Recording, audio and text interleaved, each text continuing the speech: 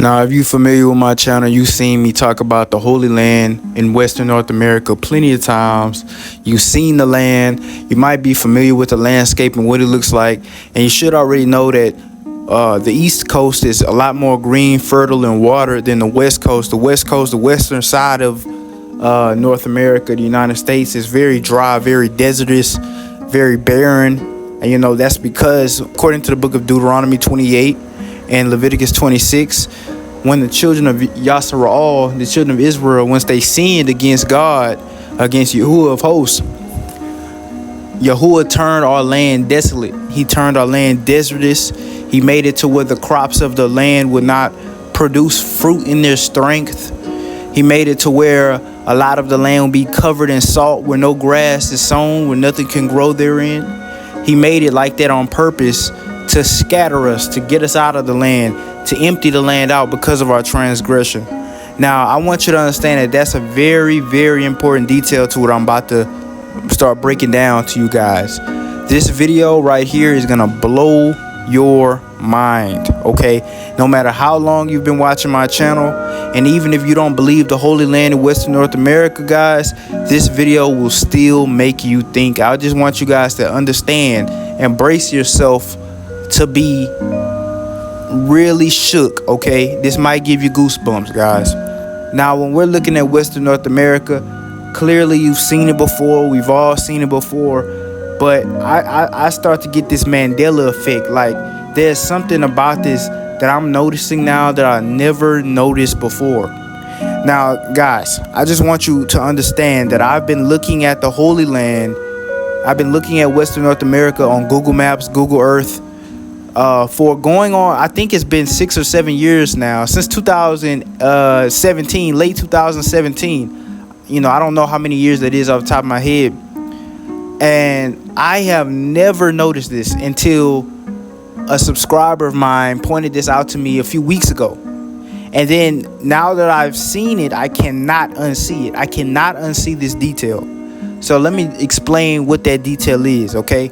If we take the map and we rotate it completely upside down, you can clearly see that there's a man, the face of a man on Western North America. Now, you might be asking, why is there a face of a man on Western North America?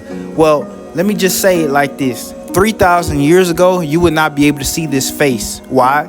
Because this entire land would have been green, tropical, lush, fertile, water.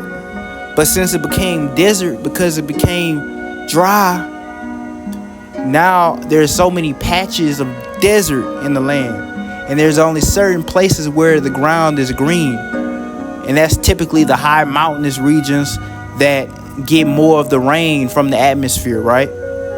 Because it's so dry in Western North America that most of the rain evaporates before it even hits the ground. So the areas that's high up in the mountains, they get more of the rain, so the stuff grows on the mountains more than it grows on the ground in Western North America. So when you look in the mountains, it's more green, it's more fertile, it's more lush. And the most prominent mountain range is the Rocky Mountains. And the Rocky Mountains, when you flip them upside down, we see this face. So let's talk about this face, guys. This is no coincidence. Now, as you can see, there's nothing missing from this face. You have two eyes. You clearly see the eyes, the two eyes. One eye right here, one eye right here. Okay, there is a nose. In this nose, being equipped with two nostrils, one right here, one right here. There is two lips, one lip up here, one lip down here. The bottom lip is chapped from the cold, dry climate of Western North America, if you know what I'm saying. It's equipped with a beard. It's equipped with an ear, a bald head. If you look close, you can even see details, outlines of eyebrows. You can see his cheekbones right there. You can see a shadow of the nostril, other cheekbone. You can see like he's an old man. The top of his head is perhaps bald, while he has sideburns coming down. The hair on the side of his head is real long in the back. And the mountains, the snow on top of the mountains shows the woolliness and the whiteness of the hair. the shagginess and the nappiness of the hair coming down. As you can see, the Rocky Mountains towards the east are very different from all the other mountains of Western North America that just follow a straight line. All these other mountains are straight line, but these are kind of like just pebbly. They're just in any type of pattern.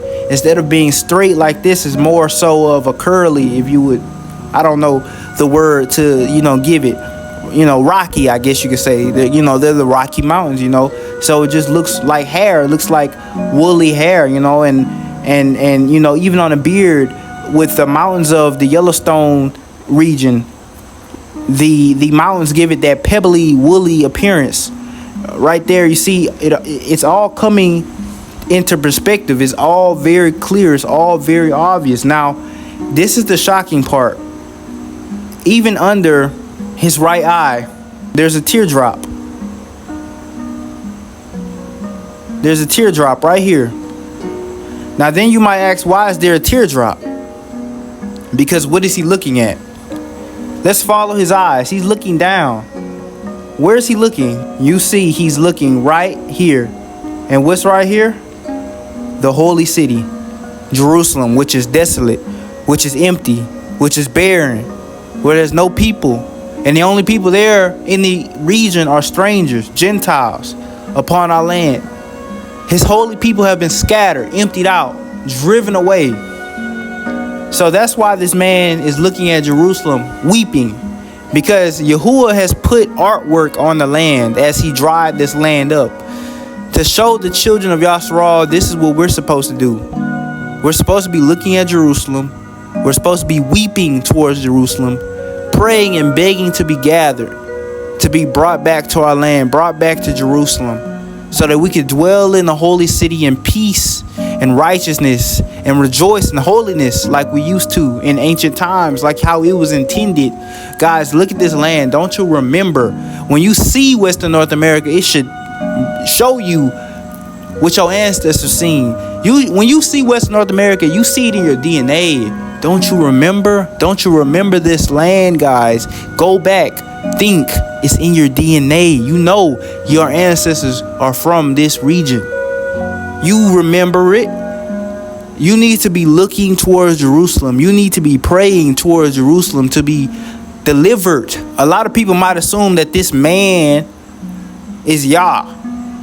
But I wouldn't say that. I wouldn't say that this is Yah, because Yah is not going to draw a picture of himself or no stuff like that, knowing his people are going to make an idol. This is just representing a human being looking towards Jerusalem and praying and crying and weeping. That's just what Yah wants us to do. It's just Yah's way of communicating with us in this time and era. This is a way that Yahuwah communicates with us through the land itself. Sometimes the earth is speaking. The earth is crying out, telling you what we're supposed to do, children of Yasara'al. This is the message directly from Yahuwah. We are supposed to be looking at Jerusalem. We are supposed to be weeping. We are supposed to be praying towards Jerusalem, praying to Yahuwah in Jerusalem, who dwells on high above us all in Zion. We are supposed to be praying towards our city, the city of our nativity, guys. It's very simple. It's just that simple, Now, this man, I ain't gonna lie, he remind me of one of the really old Rastafarians that live in Jamaica, where they head be bald, but they growing out locks on the side, and the locks be white and the beard be white, and they nose just be flat up against their face, real good skin. You know what I'm saying? You can see the years of wisdom and struggle in their face, and that just reminds me of this. It reminds me of the children of Israel who just tired of being scattered and just want to come back to their God, want to be back in unity with what their DNA has been crying out for so long. It's just the image of the Yasara'al man. Guys, I also want you guys to understand that the Uinta mountain range, which is the mountain range right here, the lips, right? This is the only mountain range in the entire United States that goes from the west to the east. All the other mountains go from the north to the south. Now, I want you guys to understand, why is it like that? Why did Yahuwah specifically create mountains like the Uinta Mountain range. Well, this is where Mount Nebo and Mount Pisgah was. This is where Moses sat and where he died, where he looked at the Holy Land, where he astral projected and seen the entire Holy Land. How is this the only mountain range in all of North America that goes from west to east? Another one though is this is Mount Ephraim, but it's not a prominent mountain range. Rarely gets snow on top. You know what I'm saying? It's not really that prominent. But when we're talking about prominence, when we're talking about extremely high, mountains, this is the only one in all of North America that go from east to west. And I find that very significant, because how did Yahuwah, why did Yahuwah do that? Why would he do that? You see the tectonic plates will be pushing this way and this way to form these mountains. How do we got this? How do we got this? It's because Yahuwah just wanted to make lips and a beard. Yahuwah wanted to make a face right here. A lot of you guys are going to say that, oh, this is a coincidence. Ayub Nazir, you're reaching. No, I'm not reaching. Everything Yahuwah does, he does it for a reason. Actually, this is my proverb. Everything man does it for a reason. But everything Yahuwah does, he does it for multiple and or infinite reasons. So Yahuwah understands every single thing in this universe that we might not even fathom. Yahuwah knows how many hairs are on your head right now. Every single leaf on every single branch of every single tree, Yahuwah knows the number of it. He knows the order of it. He knows the position on the branch that it's in. And guess what? Yahuwah placed every leaf on every branch in the exact spot that it's in for a reason. So what makes you think that Yahuwah did this face on accident? Oh, we have a face right here, but Yahuwah did it on accident. No, it was there for a reason. Yahuwah put this there for many reasons. You know, obviously the mountain range has reasons because the mountains have purposes on this earth. Mountains have many reasons. But why did he make it in this specific shape? So that the children of Yasara'al can know what they're supposed to be doing in this very day and age. It's just that simple. Family, with that being said, family, we can't find this on any other continent on the earth. If Yahuwah put this here for a reason, why can't we see something like this in the Middle East? Why can't we see something like this on the continent of Africa?